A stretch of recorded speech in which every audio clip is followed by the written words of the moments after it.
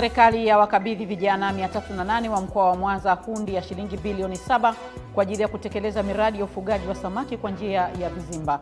Na katika michezo, kozi ya siku 6 ya mpira wa mikono kwa makocha walimu wa shule za sekondari na msingi yahitimishwa kwa mafanikio makubwa kwa washiriki na viongozi.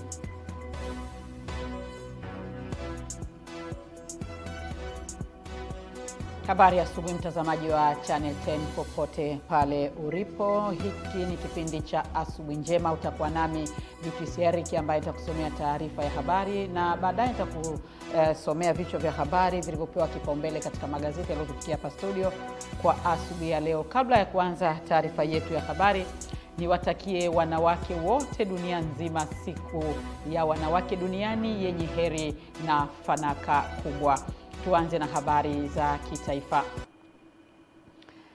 Serikali ya awamu ya 6 nchini ya Mheshimiwa Rais Dr. Samia Suluhu Hassan imetekeleza kwa vitendo nia yake ya kutatua tatizo la ukosefu wa ajira kwa vijana nchini baada ya kuwakabidhi hundi ya shilingi bilioni 7 vijana 308 kutekeleza miradi ya ufugaji wa samaki kwa njia ya vizimba. Fedha hizo zimetolewa kwa vijana wa mikoa ya Mwanza, Kagera na Mara. Tupate taarifa zaidi kutoka kwake Henry Kavirondo. Mheshimiwa Rais amesikia vijana wanataka nini? Ni katika Ziwa Victoria, mahala ambapo vijana wameanza kuwekeza katika ufugaji wa samaki kwa njia ya vizimba.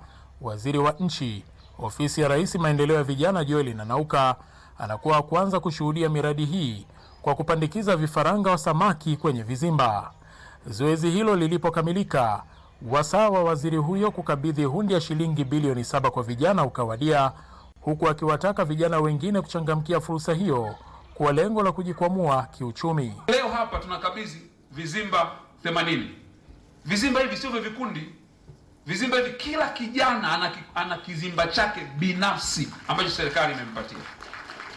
Tunafanya hivyo kwenye viwanda, tunafanya hivyo kwenye tehama. Pia akawashauri vijana kutokatishwa tamaa kuhusu mikopo kwa kuwa serikali inatoa mikopo bila riba. Hapo zamani walikuwa wanasema vijana wakihitaji mikopo wanahitaji wawe na nyumba, wanahitaji wawe na magari, wanahitaji wawe na hati zinazohusiana na umiliki walivyonavyo. Mheshimiwa Rais alisema hawa vijana ni Watanzania maskini wanaotoka katika familia zisizojiweza. Dr. Semvua Mzigani ni mtendaji mkuu wa wakala wa elimu na mafunzo ya uvuvi FETA nchini, mahala ambapo vijana hao wamenolewa kutekeleza miradi hiyo. Tunaamini vijana hao watakuwa chachu ya maendeleo, wataongeza uzalishaji wa viumbe maji, kuunda ajira zaidi na kuchangia kikamilifu katika uchumi wa taifa. Kwa makubaliano, vijana 160 watatekeleza miradi ya ufugaji wa samaki kwa vizimba, huku vijana 148 wakifuga jongoo bahari, kilimo cha mwani na unenepeshaji wa kaa, ambapo naibu waziri wa mifugo na uvuvi Ngwasi Kamani anawatoa hofu vijana wanaogopa kukopa. Tuchangamkie fursa hizi. Tutume maombi katika halmashauri zetu. Maombi hayo yataenda mkoani, yatatufikia wizarani. Kupitia marejesho yao tumeshaweza kuzungusha ile pesa yenye thamani ya bilioni 2.1 imerudi tena kwa ajili ya kuendelea kufadhili miradi hii. Nendeni mkalishe kile chakula mnachukua kule mnakochukua afu mnakiuza. Mimi nimeapa kusema kweli daima. Naomba nyie vijana wangu msifanye hivyo, sawa wanangu Henry Kavirondo, Channel 10, Mwanza. Waziri wa Fedha Balozi Hamisi Musa Omar amesema Tanzania na Norway zinajivunia uhusiano imara wa kiuchumi, kijamii na kidiplomasia uliochangia maendeleo ya nchi katika nyanja mbalimbali. Balozi Omar amesema hayo alipokutana na kufanya mazungumzo na balozi wa Norway nchini Tanzania Ton Tennis katika ofisi ndogo za Wizara ya Fedha jijini Dar es Salaam, ambapo pamoja na mambo mengine wamejadiliana namna ya kuimarisha zaidi ushirikiano huo.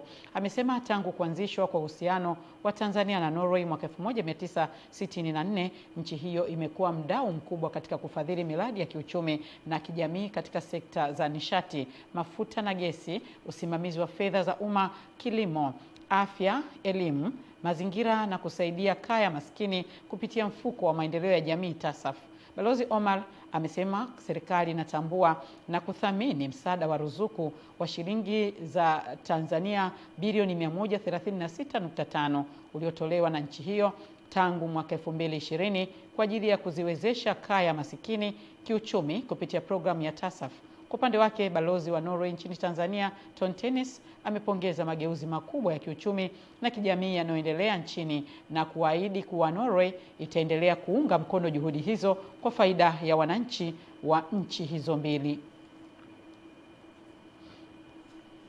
Kwanza nimekutana na mheshimiwa balozi, this is our first time to meet. So tumekumbushana kwanza uhusiano wenyewe tulionao, lakini na maeneo mengine ya kushirikiana. Kuna maeneo makubwa ya fursa ya uwekezaji kutoka kwa wawekezaji kutoka Norway, investors from Norway kuja Tanzania, iwe ni sekta ya kilimo, iwe ni sekta ya nishati na maeneo mengine. Kwa hiyo tumelizungumza hili, tumezungumzia maeneo ambayo yamekuwa kusaidia hasa kwenye masuala ya upambano na umasikini, poverty reduction. Norway walikuwa ni miongoni mwa wadau muhimu katika TASAF. And then over time, as the economy of Tanzania grows, we also see a higher interest from Norwegian businesses to come here. We have also started to look at the trade between Tanzania and Norway. Waziri wa Nchi Ofisi ya Makamu wa Rais, Muungano na Mazingira, Mhandisi Hamad Yusuf Masauni ametoa maagizo matano kwa bodi ya Kituo cha Taifa cha Kuratibu Carbon NCMC kilichopo Morogoro baada ya kuizindua bodi hiyo. Taarifa zaidi na Salma Shabani.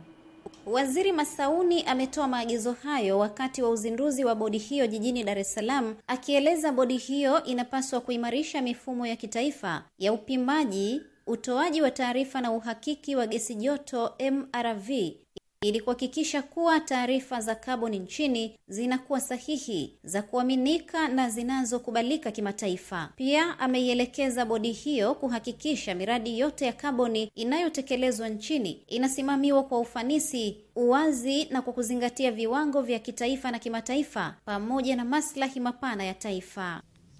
Malengo yetu tunataka iwe ni Center of Excellence kwa Afrika nzima, kwamba Tanzania ndiyo iwe sehemu ama kitovu cha biashara ya carbon Afrika.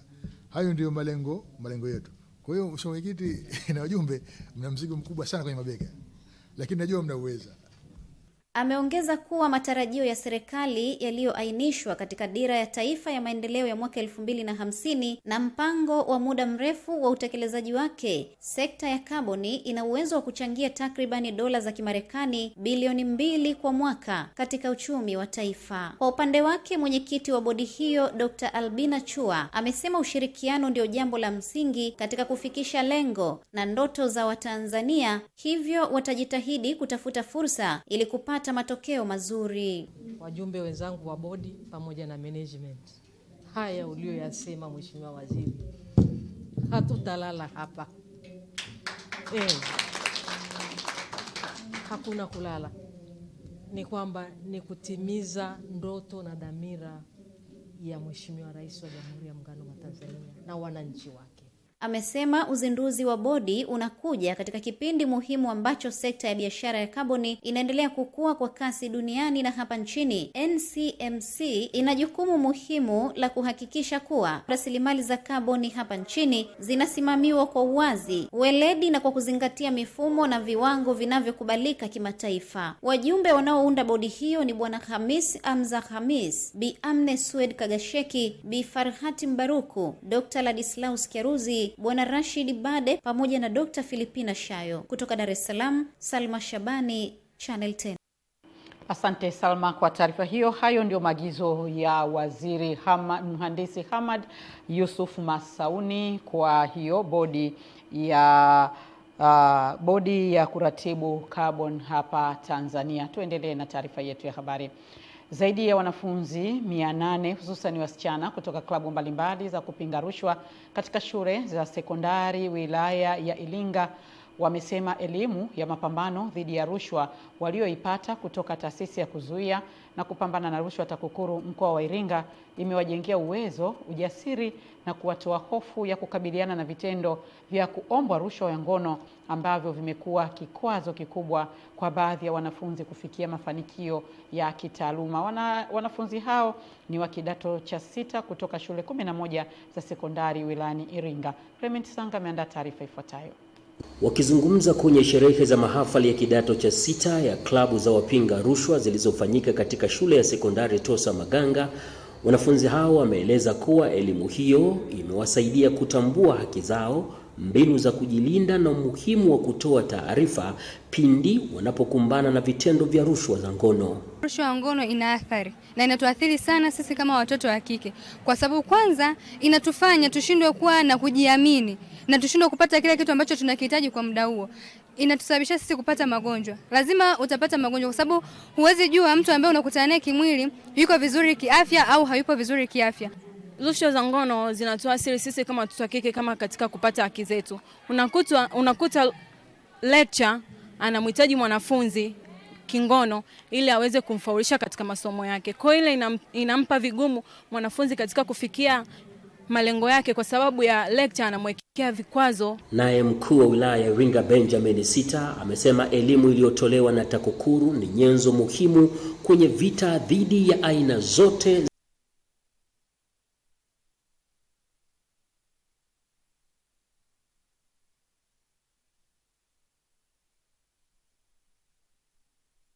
za rushwa katika jamii. Leo si siku ya kusherehekea kumaliza kwenu kidato cha 6, bali ni siku ya kuthibitisha dhamira yenu ya kuwa sehemu ya kizazi kinachochukia na kupinga rushwa katika jamii yetu. Klabu hizi ziko kwenye shule za msingi, ziko kwenye shule za sekondari na mpaka kwenye vyuo vya kati na mpaka vyuo vikuu.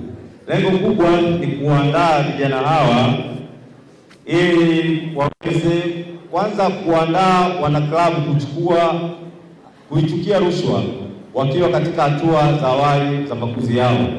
Clement Sanga, Channel 10, Iringa. Asante Clement Sanga kwa taarifa hiyo. Amiri mkuu wa Baraza Kuu la Jumuiya ya Kiislamu Tanzania, Sheikh Musa Yusuf Kundecha amewaomba Waislamu kuyatumia mashindano ya kuhifadhi Qur'an kwa kuhamasisha vijana kukisoma na kukijua kitabu cha Mwenyezi Mungu chenye lengo la kuongoza watu wote katika kujua haki na batili.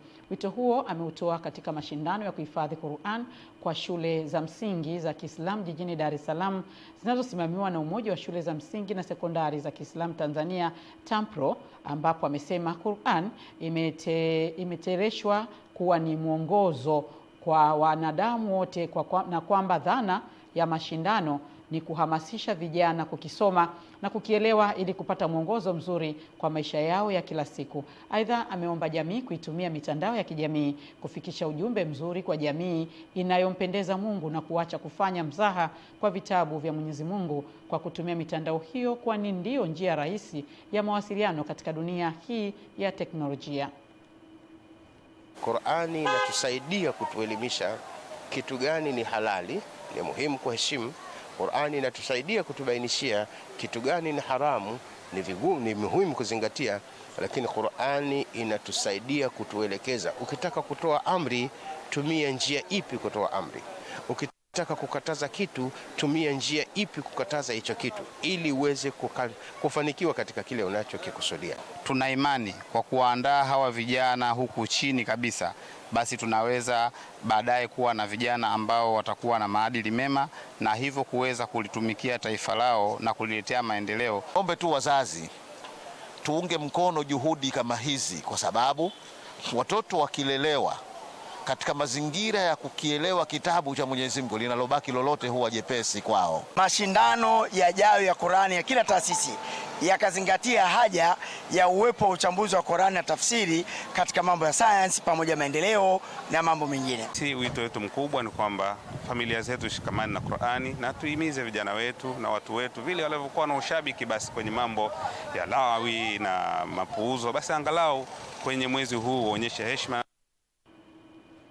Wakulima wa kijiji cha Kipera, kata ya Miono, wilaya ya Bagamoyo, mkoani Pwani, wameiomba serikali kudhibiti tabia ya baadhi ya wafugaji katika eneo hilo kuingiza mifugo katika mashamba yao, hali inayoweza kusababisha uvunjifu wa amani endapo vitendo hivyo havitakomeshwa. Margaret Malisa ameandaa taarifa ifuatayo. Channel 10 imefika katika kijiji cha Kipera, kata ya Miono, kuzungumza na baadhi ya wakulima ambao wanaeleza kuwa changamoto hiyo ni ya muda mrefu. Tukaanzia na mwenyekiti wa kitongoji mpaka mwenyekiti wa kijiji. Kwa bahati nzuri hao viongozi wetu wa ngazi za chini tulishirikiana nao vizuri awamu ya kwanza, lakini kafikia mpaka hivi sasa viongozi wetu wakatuambia kwamba hao wamechemka, wameshindwa ili swala la ng'ombe. Kilimo chetu huku Kipera Tongoni kimekufa sasa hivi kwa ajili ya ng'ombe. Taarifa hizi viongozi wetu wanazo. Wakati taarifa hizi walikizipata, wakati mwingine wanafanya wao ndio vitega uchumi. Wafugaji ukiongea nao wanakusemea jeuri. Kwani kitu gani? Kwani kuna shamba gani hapo linaonekana? Kwa hiyo wanaona kwamba ng'ombe zao ni bora kuliko ni mimi mkulima. Na mimi mkulima nitaishije? Kwa hiyo naomba serikali nisaidie. Ng'ombe zinakuja makundi kwa makundi. Kila siku hapa tunapokea makundi zaidi ya 6, ng'ombe zaidi ya 400 kila kundi. Ng'ombe zaidi ya 400 kila kundi, makundi 6 ni zaidi ya ng'ombe 1200.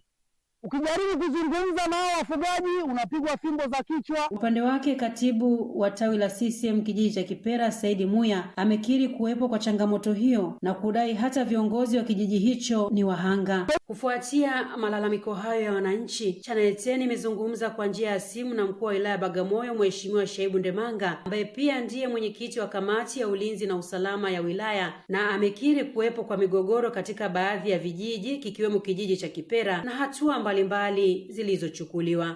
Kwa sababu tunazo taarifa kwamba wako wafugaji pale, japo wanaonekana sasa hivi wana matatizo, lakini walipokelewa. Sasa walipokelewaje? Hiyo ndio tu tunakwenda tunaichambua mpaka tunajua alipokelewaje, wakati eneo hilo sio la wafugaji. Kwa hiyo tutakwenda, tatizo limekuwa kubwa hasa katika kipindi hiki cha ukame, lakini kadri mvua zinavyonyesha tatizo linapungua, lakini sisi hatutaacha kwenda kwenye hivyo vijiji na kufanya mikutano. Wakati mwingine inatusaidia pia kujua, na wao wenyewe wanachangia pia kwenye kupata solution ya tatizo. Ila wale ambao wanafanya kinyume cha sheria, kama nilivyosema, tunawakamata, na hata leo wapo ambao tumewakamata na wako polisi kwa tatizo la wapiga wakulima. Margaret Malisa, Channel 10. Majukwaa ya uwezeshaji kiuchumi kwa wanawake yametajwa kuwa chachu muhimu ya maendeleo, huku wanawake wakihamasishwa kuyatumia kama fursa ya kujikwamua kiuchumi, kukuza kipato na kuboresha maisha yao kwa ujumla. Taarifa zaidi na Jimmy Mengele. Hayo yamebainishwa na katibu tawala wa halmashauri ya wilaya ya Morogoro, Ruth John, wakati wa uzinduzi wa jukwaa la uwezeshaji wa wanawake kiuchumi katika kata Mkambalani, wilaya ya Morogoro, na kuwasisitiza wanawake kuyatumia majukwaa hayo kama nyenzo ya kushirikiana, kubadilishana uzoefu na kujadili mbinu bora za malezi na ustawi wa familia. Majukwaa ni nafasi ya kuenda kukutana kwa pamoja na kupeana fursa, changamoto, taarifa mbalimbali. Unapokutana kwa pamoja mnakuwa na nguvu. Pia katika majukwaa haya, kama mnavyofahamu, sasa hivi maadili ya Tanzania yameporomoka sana. Kama mnavyojua, wanawake ndio walezi wakubwa. Sisemei wanaume sio walezi, lakini wanawake ni walezi wakubwa. Jukwaa la uwezeshaji wa wanawake kiuchumi kata imeanzisha miradi miwili ifuatayo. Wa kwanza, mradi wa kutengeneza na kuuza vikapu. Mradi huu ni rafiki wa mazingira. Wa pili, mradi wa kilimo cha alizeti na uuzaji wa mafuta ya alizeti. Kwa upande wake, mbunge wa viti maalum mkoa wa Morogoro, Josephine Kapoma, amesisitiza kuwa wataendelea kutoa elimu kwa wanawake ili waweze kunufaika na fursa mbalimbali, kuongeza kipato na kuimarisha ustawi wa familia pamoja na jamii kwa ujumla. Na sisi kama viongozi ambao tumepata dhamana hii, kazi yetu kubwa ni kuendelea kuwaelimisha wanawake hawa jinsi ya hizi fursa zinavyopatikana. Kwa sababu ukichukulia mkoa wa Morogoro ambao ni mkoa unaojulikana kama kitovu cha uzalishaji Tanzania nzima, tumekuwa na wanawake wengi ambao wanajituma, wanawake wenye nguvu, lakini inaonekana kwamba fursa nyingi haziwafikii. Ni kumnyanyua mwanamke kutoka alipo mpaka kufikia hatua fulani ya maendeleo. Jimmy Mengele, Channel 10, Morogoro. Wataalamu na washauri wa masuala ya fedha wamewataka wanawake kuacha kutanguliza shida binafsi pindi wanapohitaji mikopo, bali wazingatie vigezo na masharti kisheria. Nelson Monema anaripoti.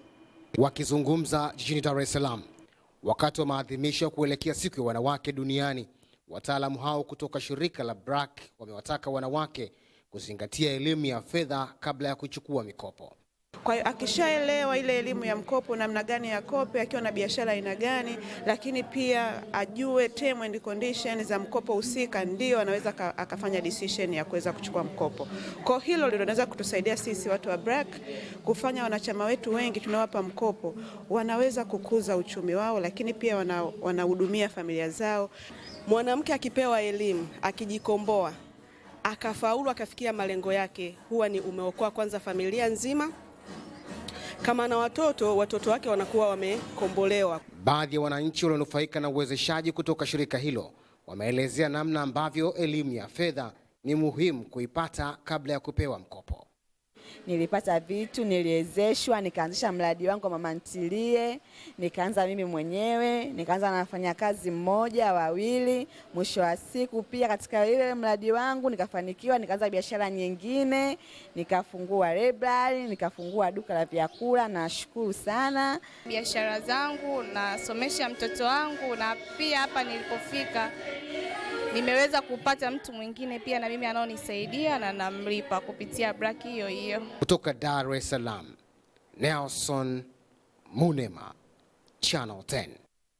Asante Monema kwa taarifa hiyo. Wakati serikali ikiendelea kuboresha miundombinu ya utoaji wa elimu nchini, ikiwemo ujenzi wa madarasa, jamii imetakiwa kushirikiana ili kuhakikisha kila mtoto anapata haki ya elimu, hususan wale wanaoishi katika mazingira magumu. Mwandishi wetu Leonard Mwacha anaripoti kutoka Dodoma. Wito huo umetolewa na wadau wa maendeleo kwa kushirikiana na taasisi isiyokuwa kiserikali Elisha Fashion and Youth Support kutoka mkoani Songwe baada ya kugawa vifaa vya shule ikiwemo sare na madaftari kwa wanafunzi wenye uhitaji na wanaoishi katika mazingira magumu katika kata ya Kikuyu jijini Dodoma. Lengo la sisi ni kutafsiri maono na maelekezo ya serikali ambayo wanawekeza katika sehemu kubwa ya ujenzi mazuri wa madarasa. Kwa kupata hizi uniform na kisaikolojia na kimtazamo wataendelea kuhaisha ndoto ya nchi yetu kwa kusoma kwa juhudi na kufaulu, na kisha baada ya kufaulu maono ya taifa kupitia wao. Ni jukumu la wazazi tukishirikiana pamoja na serikali. Tunahitaji sisi ndio kuwahimiza watoto kwenda shule, lakini serikali tuandalie mazingira mazuri. Baadhi ya wanafunzi wameshukuru wadau hao huku wakieleza changamoto walizokuwa wanapitia, huku baadhi ya vijana walioshiriki zoezi hilo wakibainisha nafasi yao kama nguvu kazi ya taifa. Kabla ya kupata hizi sare, changamoto yetu ilikuwepo, watu kopo hatuna sare za shule. Kwenda shule kopo ni vigumu. Lakini si kwa sisi ambao tulikuwa tunaanza kusoma shule, tulikuwa naenda na sare zetu za zamani ambazo sare zetu zilikopo kidogo zimechanika.